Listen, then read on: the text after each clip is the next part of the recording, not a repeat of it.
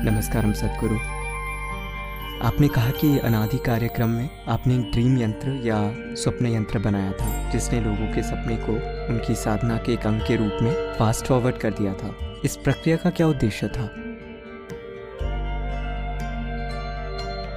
सपना क्या होता है?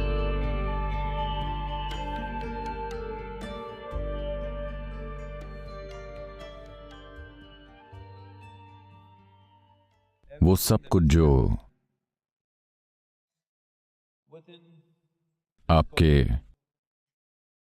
मनोवैज्ञानिक ढांचे के दायरे में घटित हो रहा है, वो असल में एक सपना होता है। सपना यानी वो जो असल में है नहीं, लेकिन फिर भी आपको असली लगता है।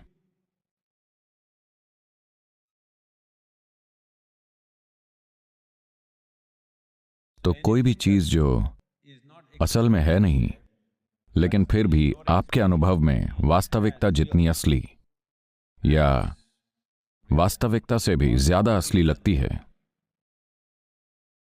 उसको सपना कहते हैं। तो हर विचार जिसे आप पैदा करते हैं वो असल में एक सपना है। हर भावना जिसे आप पैदा करते हैं असल में वो एक सपना है। या उस संदर्भ में आपके जीवन का सारा अनुभव एक तरह से एक सपना है, क्योंकि आप दुनिया में कुछ भी नहीं देखते हैं। अभी अगर आप मुझे देख रहे हैं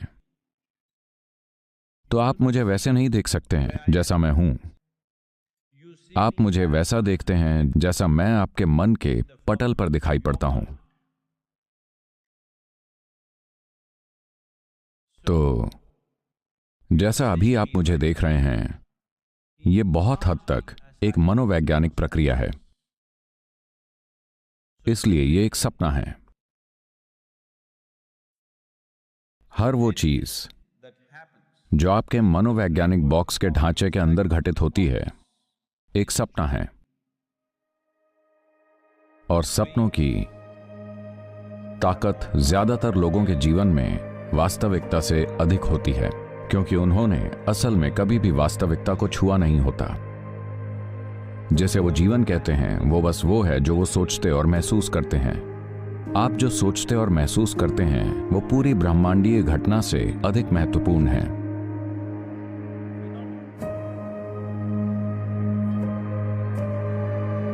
ऐसी घटना जिसकी कोई था नहीं ले सकता,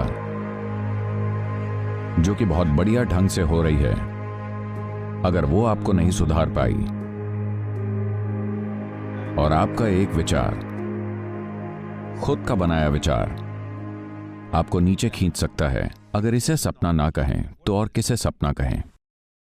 और ये सपना आपका भी नहीं है, यही सबसे बड़ी प्रॉब्लम है। ये सपना आपका भी नहीं है। ये वो मजबूरी भरी घटनाएं हैं, वो छापे हैं जिन्हें आपने यहां से लिया है, समाज में हुए अनुभवों से।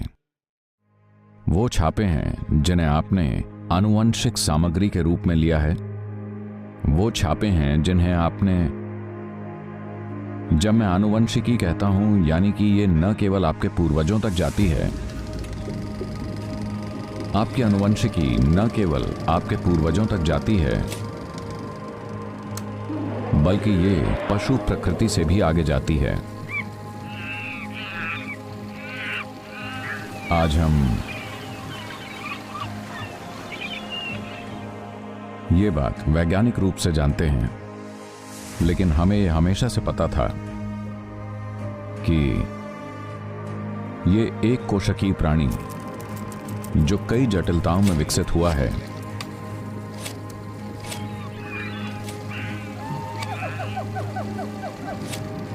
और आज यहां एक मानव के रूप में बैठा है, तो उस एक कोशिकीय प्राणी से लेकर मनुष्य के इस जटिल यंत्र तक,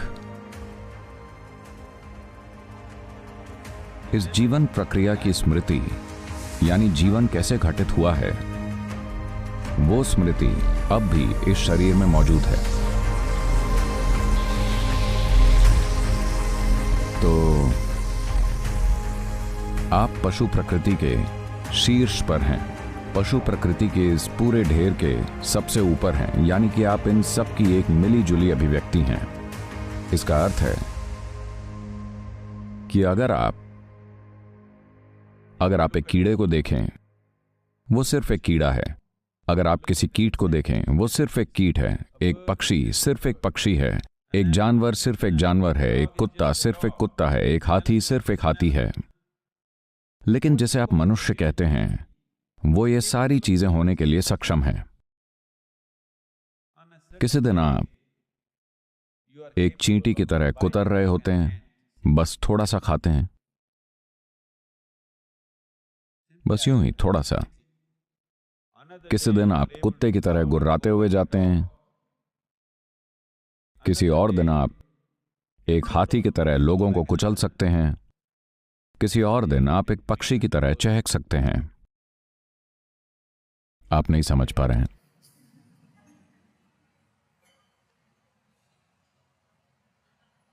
आप ये सारी चीजें कर सकते हैं।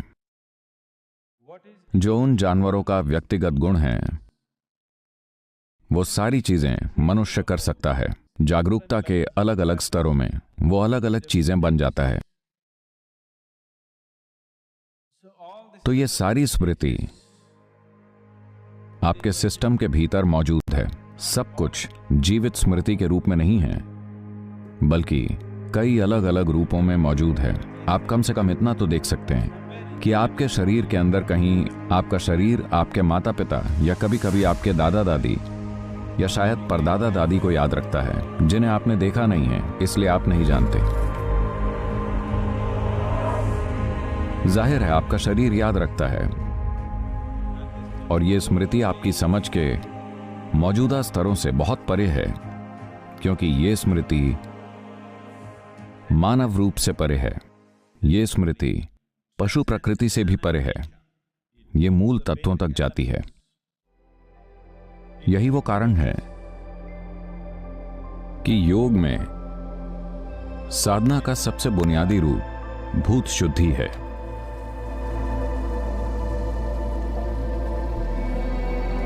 अगर आप इन 5 तत्वों से सारी स्मृतियों को मिटा दें, यानी अपने पिता की स्मृति को, अपने माता की स्मृति को, अपने दादा दादी की स्मृति को, अपने पूर्वजों की और उस चिंपैंजी की स्मृति को जो आपसे केवल 1.23% अलग होता है,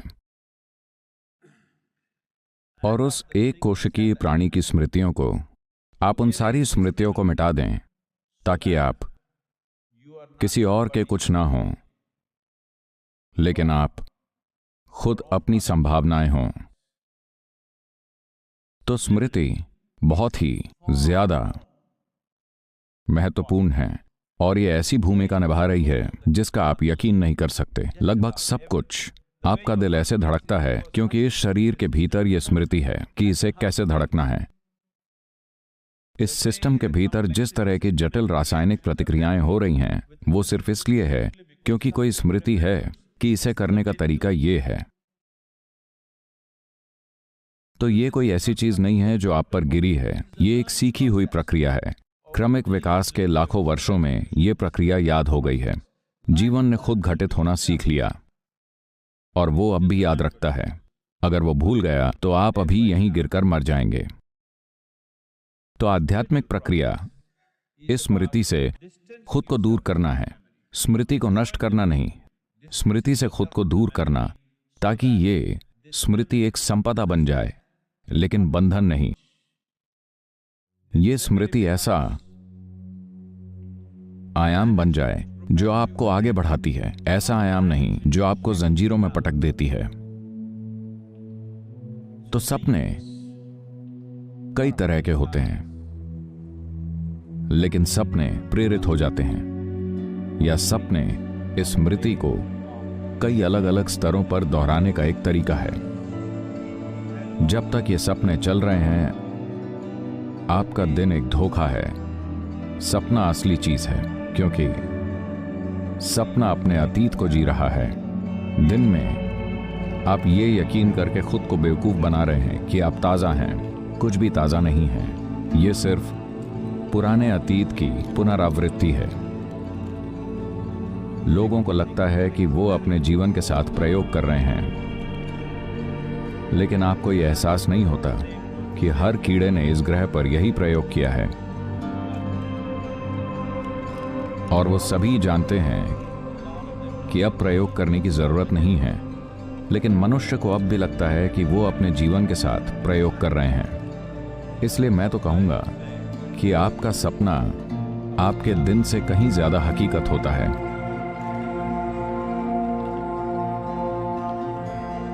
दिन में आप खुद को धोखा दे रहे हैं। सपने में कम से कम आप सो रहे होते हैं। In Anadi, we created a dream machine. We created a dream yantra which they were sleeping with, and we fast forward people's dreams in such a way that intense sadhana in the day they are not tired. They sleep well in the night, in the morning they are exhausted. अनादि कार्यक्रम में हमने एक dream machine बनाई। हमने एक स्वप्न यंत्र बनाया जिसके साथ वो सोया करते थे, और हम लोगों के सपनों को इस तरह फास्ट फॉरवर्ड करते हैं कि दिन में तीव्र साधना से वो नहीं थकते, लेकिन रात में अच्छी तरह सोते हैं और सुबह वो थके होते हैं, क्योंकि सपने इतनी तेजी से भागते हैं। तो हमने सपनों को सामान्य से 100 गुना ज्यादा तेज कर दिया। चीजें उनके भीतर धुंधली सी चल रही थीं। तो ये ड्रीम मशीन, ये स्वप्न यंत्र सपने के उस भाग को तेज करने का एक उपकरण है जिसे आपके योग में हम इसको बोलते हैं लिंग शरीर। शायद अंग्रेजी में हम इसे कह सकते हैं जेनेटिक बॉडी या सेक्सुअल बॉडी, क्योंकि एक तरह से आप एक सेक्स से फैलने वाली बीमारी हैं, नहीं है क्या? STD. STD, ये ऐसे ही तो होती है। तो इस जेनेटिक शरीर या लिंग शरीर की अपनी खुद की एक स्मृति होती है, और ये स्मृति लगातार चलती रहती है। हमने अनादि में लिंग शरीर को सिकोड़ने की कोशिश की थी। एक बहुत ही छोटे आकार में। तो जब इसे सिकोड़ा जाता है तो ये एकाग्र हो जाता है। जब ये एकाग्र हो जाता है तो ये लोगों के लिए अत्यधिक तीव्र हो सकता है। ये एक बहुत ही ज्यादा तीव्र आध्यात्मिक प्रक्रिया हो सकती है, क्योंकि ये व्यापक स्मृति एकाग्र हो गई है। जो फैला हुआ था वो अब एकाग्र हो गया है, और वो एक बहुत ही तीव्र अनुभव बन सकता है। इतना तीव्र कि बहुत से लोग शायद उस तरह की स्थितियों को सहन न कर पाएं या उस तरह की स्थितियों को बनाए न रख सकें। उन्हें जरूरत पड़ेगी एक बड़े ही सुरक्षित वातावरण की। अगर वो सुरक्षित वातावरण में न हुए तो वो ऐसा हो ही नहीं पाएगा, लेकिन सुरक्षित वातावरण में भी ये अत्यधिक तीव्र हो सकता है। तो मकसद था लिंग शरीर की सामग्री को कम करना, स्मृति को कम करना, स्मृति की मात्रा को कम करना, ताकि इसका सिकुड़ना बहुत कुचल देने वाला ना बन जाए। तो हमने एक ड्रीम मशीन या स्वप्न यंत्र स्थापित किया ताकि सपने देखने की प्रक्रिया को तेज किया जा सके। यह अतुलनीय था। दिन के दौरान वो इतनी सारी साधना कर रहे थे और काम भी कर रहे थे, क्योंकि स्वयं सेवक बहुत कम थे और उन्हें खुद अपना खाना बनाना और सफाई करना और सब कुछ करना होता था, लेकिन वो ठीक थे। वो रात को ठीक से सोते थे और सुबह बहुत थक कर उठते थे, क्योंकि सपनों की गति इतनी तेज थी, सपने इतनी तेज रफ्तार से चल रहे थे कि आराम का समय सबसे ज्यादा थका देने वाला समय था। लोग एकदम थक कर उठते थे क्योंकि वो जबरदस्त सपने देख रहे थे। वो इतने जबरदस्त तरीके से सपने देख रहे थे कि ये बहुत थकाऊ था, लेकिन ये किया जा रहा था लिंग शरीर की मात्रा को कम करने के लिए, वरना लिंग शरीर को संकुचित करना बहुत मुश्किल और तीव्र हो जाता है। ये सब साधना की तैयारी में था, जिसे लिंग संचालन कहते हैं, जिसका मतलब है कि लिंग के यानी आपके भीतर के मूल लिंग को सक्रिय रखने के लिए, ये भीतर के लिंग को सक्रिय करने के लिए था।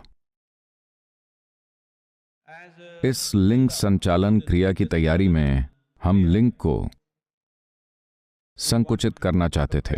लिंग को संकुचित करने के लिए हमें मात्रा को कम करना पड़ा, इसलिए हमने इस ड्रीम मशीन को स्थापित किया। क्या यह संभव है? इसका क्या उपयोग है? इसका उपयोग यह है कि हम आपके प्रारब्ध कर्म या आवंटित कर्म को नहीं छू रहे हैं, हम सिर्फ कर्म के गोदाम को लक्ष्य बना रहे हैं, यानी संचित कर्म को। तो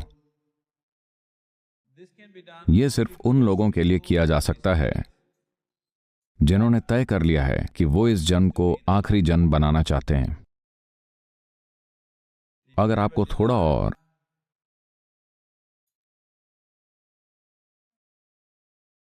खाने की चाहत है, थोड़े और सुख की चाहत है, आपको एक और फिल्म देखनी है जो 22वीं शताब्दी में बनी है, क्योंकि वो 4D लेकर आ रहे हैं, जानते हैं ना?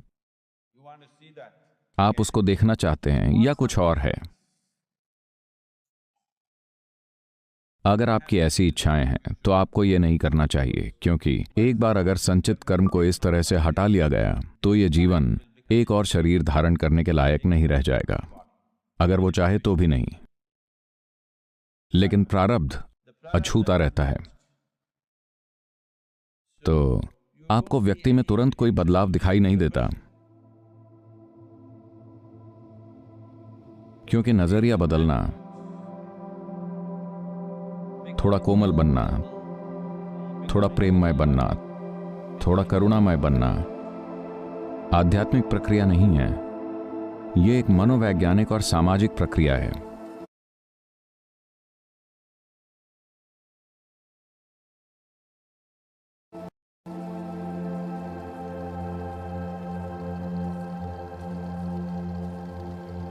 यह केवल सामाजिक बकवास है।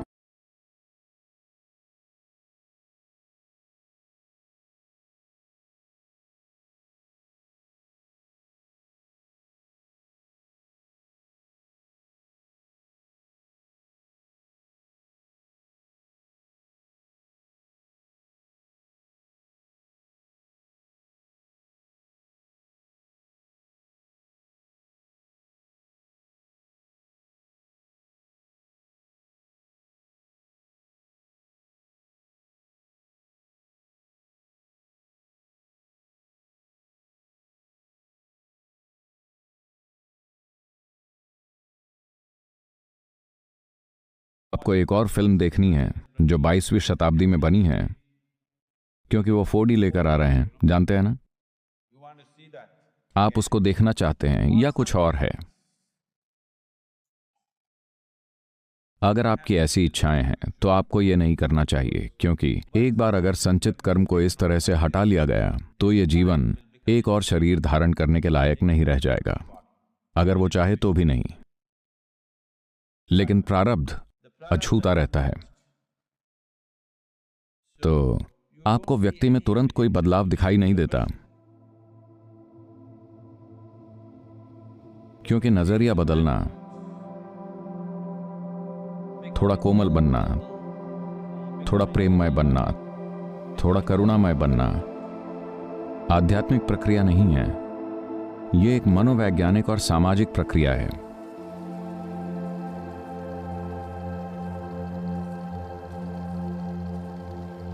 यह केवल सामाजिक बकवास है, यह आध्यात्मिकता नहीं है।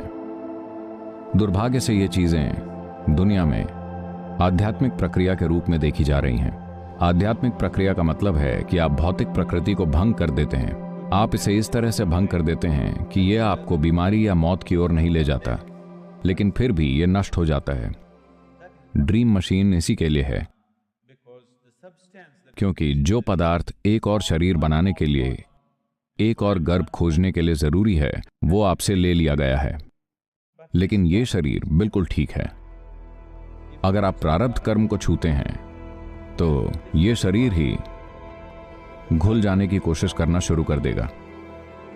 इसलिए हम प्रारब्ध कर्म को नहीं छूते, हम केवल संचित को दूर कर देते हैं। इसका मतलब है कि हमने आपका भविष्य बर्बाद कर दिया। आप समझे? हमने अभी अभी आपका भविष्य नष्ट कर दिया है। आपका वर्तमान वैसे का वैसा है।